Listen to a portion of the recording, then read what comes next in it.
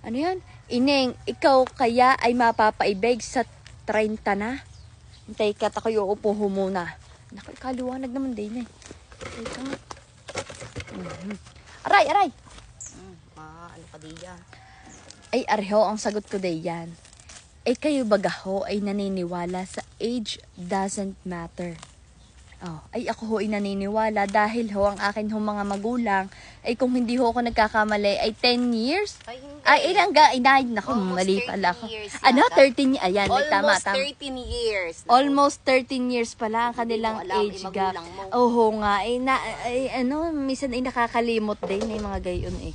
Ano, inay, areho magpapatunay na age doesn't matter. Diga ho, inay. Tunay yun, tunay. Tunay ho yun. Hindi mo masasabi ang kapalaran mo eh. Tama, baka mamaya isasabihin ko, hindi ako iibig sa mga gayang 30 bago mamaya ay mababalitaan ninyo, yun, si Kuinay, umibig sa, 50 anyos.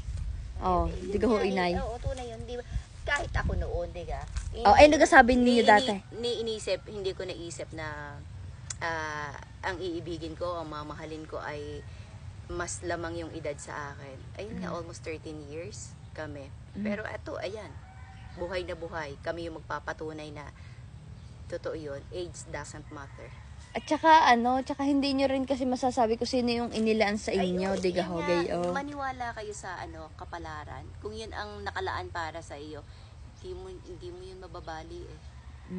Kumbaga yun ang destiny mo. Tama, at saka kumbaga kahit humanap ko, kunyari, sasabihin kayo, hahanap ako ng ng garne, pero dun ka pa rin nililihis Sasabihin mo, mas gusto ko, mas bata, gusto ko, kaedad ko. Diga, gusto ninyo minsan lumihis, pero biglang, may mga bagay-bagay talaga na hindi natin kayang i-control.